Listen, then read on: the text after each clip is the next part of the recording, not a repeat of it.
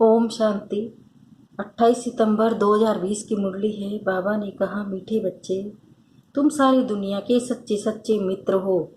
तुम्हारी किसी से भी शत्रुता नहीं होनी चाहिए। प्रश्न है, तुम रूहानी मिलिट्री हो। तुम्हें बाप का कौन सा डायरेक्शन मिला हुआ है जिसे अमल में लाना है? उत्तर है, तुम्हें डायरेक्शन है कि बेज सदा लगा कर रखो। कोई भी पूछे ये क्या है, तुम कौन हो, तो बोलो, हमें सारी दुनिया से काम की अग्नि को बुझाने वाले फायर ब्रिगेड। इस समय सारी दुनिया में काम अग्नि लगी हुई है। हम सबको संदेश देते हैं, अब पवित्र बनो, देवी गुण धारण करो तो बेड़ा पार हो जाएगा। ओम शांति। मीठे मीठे रूहानी बच्चे सहज याद में बैठे हैं। कोई कोई को डिफिकल्ट लगता है, बहुत मूझते हैं। हम टाइट अथवा स्ट्रिक होकर बैठे हैं। बाप कहते हैं, ऐसी कोई बात नहीं है, कैसे भी बैठो। बाप को सिर्फ याद करना है, इसमें मुश्किलात की कोई बात नहीं। वह हठ योगी ऐसे टाइट होकर बैठते हैं, टांग टांग पर चढ़ाते हैं। यहाँ तो बाप कहते हैं, आराम से बैठो। बाप को और 84 के चक्र को याद करो। यह है ही सहज याद। उठते बैठते बुद्धि में रहे। जैसे देखो, ये छोटा बच्चा बाप के बाजू में बैठा है। इनको बुद्धि में माँ बाप की याद होंगे। तुम भी बच्चे हो ना। बाप को याद करना तो बहुत सहज है। हम बाबा के बच्चे हैं, बाबा से ही वर्षा लेना है। शरीर निवार्थ ग्रस्त व्यवहार में भल रहो। सिर्फ औरों की याद बुद्धि से निकाल दो। कोई हनुमान को, कोई किसको, साधु आदि को याद करते थे, वो याद छोड़ देनी है। याद तो करते हैं ना। पूजा के लिए पुजारी को मंदिर में जाना पड़ता है, इसमें कहाँ जाने की भी दरकार नहीं है। कोई भी मिले बोलो, शिव बाबा का कहना है, मुझे एक बाप को याद करो। शिव बाबा तो है निराकार, जरूर वह साकार में ही आकर कहते हैं, मामेकम याद करो। मैं पतित पावन हूँ, ये तो राइट अक्षर है ना। बाबा कहते हैं, मुझे याद करो, तुम सब पतित हो। ये पतित तमो प्रधान दुनिया है ना। इसलिए बाबा कहते हैं, कोई भी देहधारी को याद नहीं करो। ये तो अच्छी बात है ना। कोई गुरु आदि की महिमा नहीं करते। बाप सिर्फ कहते हैं, मुझे याद करो तो तुम्हारे पाप कट जाएंगे। ये है योग बल अथवा योग अग्नि। बेहद का बाप तो सच कहते हैं ना। गीता का भगवान निराकार ही है, कृष्ण की बात नहीं। भगवान कहते हैं, सिर्फ मुझे याद करो और कोई उपाय नहीं। पावन होकर जाने से ऊंच पद पाएंगे, नहीं तो कम पद हो जाएगा। हम तुमको बाप का संदेश देते हैं, मैं संदेशी हूँ। इस समझाने में कोई तकलीफ नहीं है। माताएं अहिल्याएं कुब्जाएं भी ऊंच पद पा सकती है, चाहे यहाँ रहने वाले हो, चाहे घर गृहस्थ में रहने वाले हो। ऐसे नहीं कि यहाँ रहने वाले जास्ती याद कर सकते हैं। बाबा कहते हैं, बाहर में रहने वाले भी बहुत याद में रह सकते हैं, बहुत सर्विस कर सकते हैं। यहाँ भी बाप से रिप्लेस होकर फिर जाते हैं तो अंदर में कितनी खुशी रहनी चाहिए। इस छी दुनिया में तो बाकी थोड़े रोज है, फिर चलेंगे कृष्णपुरी में। कृष्ण के मंदिर को भी सुखधाम कहते हैं, तो बच्चों को अपार खुशी होनी चाहिए। जबकि तुम बेहद के बाप के बने हो, तुमको ही स्वर्ग का मालिक बनाया था। तुम भी कहते हो, बाबा 5000 वर्ष पहले भी हम आपसे मिले थे और फिर मिलेंगे। अब बाप को याद करने से माया पर जीत पानी है। अब इस दुख धाम में तो रहना नहीं है। तुम पढ़ते ही हो सुख धाम में जाने के लिए। सबको हिसाब किताब चुकतू कर वापिस जाना है। मैं आया ही हूँ इस नई दुनिया स्थापन करने। बाकी सब आत्माएं चली जाएंगी मुक्ति धाम। बाप कहते हैं, मैं कालों का काल हूँ, सबको शरीर से छुड़ाए और आत्माओं को ले जाऊंगा। सब कहते भी है, हम जल्दी जाएं, यहाँ तो रहने का नहीं है, ये तो पुरानी दुनिया, पुराना शरीर है। अब बाप कहते हैं, मैं सबको ले जाऊंगा, छोड़ूंगा किसी को भी नहीं। तुम सबने बुलाया ही है, हे पतित पावन आओ। बल याद करते रहते हैं, परंतु अर्थ कुछ नहीं समझते हैं। पतित पावन की कितनी धून लगाते हैं, फिर कहते हैं, रघुपति राघव राजा राम। अब शिव बाबा तो राजा बनते नहीं हैं, राजा ही करते नहीं हैं, उनको राजा राम कहना रोग हो गया। माला जब सिमरते हैं तो राम राम कहते हैं, उसमें भगवान की याद आती है। भगवान तो है ही शिव। मनुष्य के नाम बहुत रख दिए हैं, कृष्ण को भी श्याम सुंदर, बैकुंठ नाथ, मक्खन चोर आदि आदि बहुत नाम देते हैं। तुम अभी कृष्ण को माखन चोर कहेंगे? बिल्कुल नहीं। तुम अभी समझते हो भगवान तो एक निराकार है, कोई भी देहधारी को भगवान नहीं कह सकते। ब्रह्मा विष्णु शंकर को भी नहीं कह सकते, तो फिर मनुष्य अपने को भगवान कैसे कह सकते हैं? वैजंती माला सिर्फ 108 की गाई जाती है। शिव बाबा ने स्वर्ग स्थापन किया, उनके ये मालिक है, जरूर उनसे पहले उन्होंने ये पुरुषार्थ किया होगा।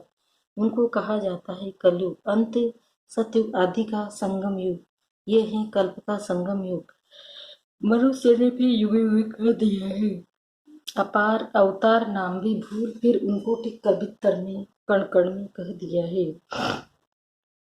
ये भी है ड्रामा, तो बात फास्ट हो जाती है। उनको कहा जाता है ड्रामा। कोई से झगड़ा आदि हुआ, पास हुआ, उनका चिंतन नहीं करना। अच्छा, कोई ने कम जास्ती बोला, तुम उनको भूल जाओ। कल पहले भी ऐसे बोला था, याद करने से फिर बिगड़ते रहेंगे। यह बात फिर कभी बोलो भी नहीं। तुम बच्चों को सर्विस तो करनी है ना। सर्विस में कोई विघ्न नहीं पड़ना चाहिए। सर्विस में कमजोरी नहीं दिखानी चाहिए। शिव बाबा की सर्विस है ना, उनमें कभी जरा भी ना नहीं करना चाहिए, नहीं तो अपना पद भ्रष्ट कर देंगे। बाप के मददगार बने हो तो पूरी मदद देनी है। बाप की सर्विस करने में जरा भी धोखा नहीं देना है। पैगाम सबको पहुंचाना ही। बाप कहते रहते हैं म्यूजियम का नाम रख दे, नाम ऐसा रखो जो मनुष्य देख अंदर घुसे और बाहर समझे, क्योंकि ये नई चीज है ना, मनुष्य नई चीज देख अंदर घुसते हैं। आजकल बाहर से आते हैं भारत का प्राचीन युग सीखने। अब प्राचीन अर्थात पुराने थे पुराना, वो तो भगवान का ही सिखाया हुआ है, जिसको 5000 वर्ष हुए। सतयुग त्रेता में योग होता नहीं है, जिसने सिखाया वो तो चला गया, फिर जब 5000 वर्ष बाद आए तभी आकर राजयोग सिखाए। प्राचीन अर्थात 5000 वर्ष पहले भगवान ने सिखाया था, वही भगवान फिर संगम पर ही आकर राजयोग सिखलाएंगे, जिससे पावन बन सकते हैं। इस समय तो तत्व भी तमो प्रधान है। पानी भी कितना नुकसान कर देता है, उपद्रव होते रहते हैं। पुरानी दुनिया में सतयुग में उपद्रव की बातें नहीं है। वहां तो प्रकृति दासी बन जाती है, यहाँ प्रकृति दुश्मन बनकर दुखी देती है। इन लक्ष्मी नारायण के राज्य में दुख की बात नहीं थी। सतयुग था, अभी फिर वह स्थापन हो रहा है। बाप प्राचीन राजयोग सिखा रहे हैं, फिर 5000 वर्ष बाद सिखाएंगे। जिसका पाठ है वही बजाएंगे। बेहद का बाप भी पाठ बजा रहे हैं। बाप कहते हैं मैं इनमें प्रवेश कर स्थापना कर चला जाता हूँ। हाहाकार के बाद फिर जय जयकार हो जाती है। पुरानी दुनिया खत्म हो जाएगी। इन लक्ष्मी नारायण का राज्य था तो पुरानी दुनिया नहीं थी। 5000 वर्ष की बात है, लाखों वर्ष की बात हो नहीं सकती। तो बाप कहते हैं और सब बातों को छोड़ इस सर्विस में लग जाओ, अपना कल्याण करने। रूठ कर सर्विस में धोखा नहीं देना चाहिए। ये है ईश्वरीय सर्विस। माया के तूफान बहुत आएंगे, परंतु बाप की ईश्वरीय सर्विस में धोखा नहीं देना है। बाप सर्विस और डायरेक्शन तो देते रहते हैं। मित्र संबंधी आदि जो भी आए, सबके सच्चे मित्र तो तुम हो। तुम ब्रह्मा कुमार कुमार तो सारी दुनिया के मित्र हो, क्योंकि तुम बाप के मददगार हो। मित्रों में कोई शत्रुता नहीं होनी चाहिए। कोई भी बात निकले बोलो, शिव बाबा को याद करो, बाप की श्रीमत पर लग जाना है, नहीं तो अपना नुकसान कर देंगे। ट्रेन में तुम जाते हो, वहां तो सब फ्री है। सर्विस का बहुत अच्छा चांस है। बेज तो बहुत अच्छी चीज है, हर एक को लगा कर रखना है। कोई पूछे आप कौन हो तो बोलो हम है फायर ब्रिगेड। जैसे वह फायर ब्रिगेड होते हैं आग को बुझाने के लिए। तो इस समय सारी सृष्टि में काम अग्नि में सब जले हुए हैं। अब बाप कहते हैं काम महाशत्रु पर जीत बनो। बाप को याद करो, पवित्र बनो, देवी गुण धारण करो तो बेड़ा पार है। ये बेसरी मत से ही तो बने हैं। बहुत थोड़े बच्चे हैं जो बेज पर सर्विस करते हैं। बाबा मुरलियों में कितना समझाते रहते हैं, हर एक ब्राह्मण के पास ये बेज होना चाहिए। कोई भी मिले उनको इस पर समझाना है। ये है बाबा, इनको याद करना है। हम साकार की महिमा नहीं करते, सर्व का सद्गति दाता एक ही निराकार बाप है, उनको याद करना है। याद के बल से ही तुम्हारे पाप कट जाएंगे, फिर अंतमति सो गति हो जाएगी, सुखधाम से छूट जाएंगे, फिर तुम विष्णुपुरी में आ जाएंगे।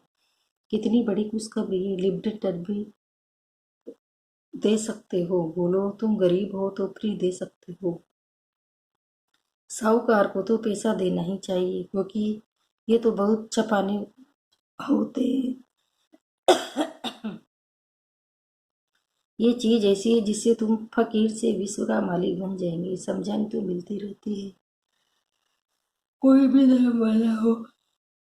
बोलो वास्तव में तुम आत्मा हो, अपने को आत्मा समझ बाप को याद करो। अब विनाश सामने खड़ा है, ये दुनिया बदलने वाली है। शिव बाबा को याद करेंगे तो विष्णुपुरी में आ जाएंगे। बाबा ने कितना समझाया है, बेज पर सर्विस करनी है, परंतु बेज लगाते नहीं, लज्जा आती है। ब्राह्मणियाँ जो पार्टी लेकर आती है अथवा कहाँ ऑफिस आदि में अकेले जाती हैं, तो ये बेज जरूर लगा रहना चाहिए। जिसको तुम इन पर समझाएंगे ये बहुत खुश होंगे। बोलो हम एक बाप को ही मानते हैं, वही सबको सुख शांति देने वाला है, उनको याद करो। पतित आत्मा तो जा न सके। अभी ये पुरानी दुनिया बदल रही है, इसे ऐसे रास्ते में सर्विस करते आना चाहिए। तुम्हारा नाम बहुत होगा। बाबा समझते हैं शायद लज्जा आती है तो बेज पहन सर्विस नहीं करते हैं। एक तो बेज सीढ़ी का चित्र अथवा त्रिमूर्ति गोला और झाड़ का चित्र साथ में हो। आपस में बैठ एक दो को समझाओ तो सब इकट्ठे हो जाएंगे। पूछेंगे ये क्या है। बोलो शिव बाबा इनके द्वारा ये नई दुनिया स्थापन कर रहे हैं। अब आप कहते हैं मुझे याद करो, पवित्र बनो। अपवित्र वापस जा नहीं सकेंगे।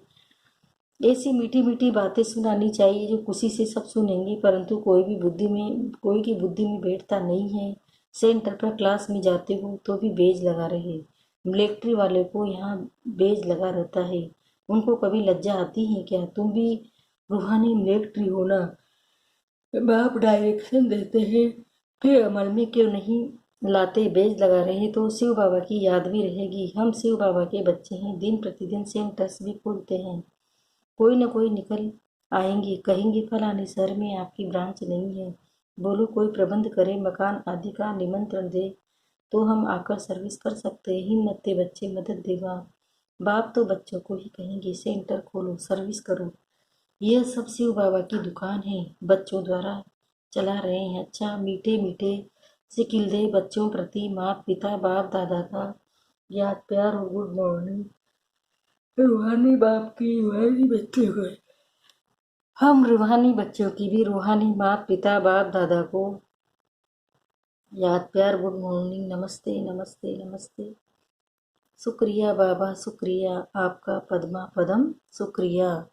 धारणा के लिए मुख्य सारे पहला है, कभी आपस में रूठ कर सर्विस में धोखा नहीं देना है।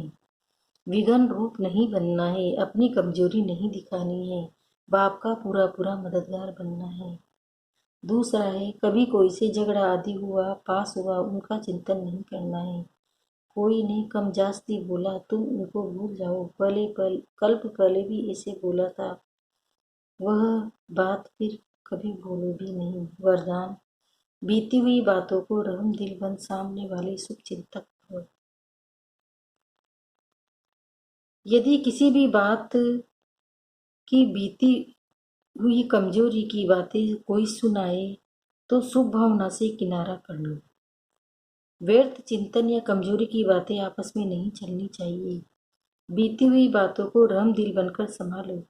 समाकर शुभ भावना से उस आत्मा के प्रति मनसा सेवा करते रहो। भले संस्कारों के वश कोई उल्टा करता या सुनता है तो उसे परिवर्तन करो।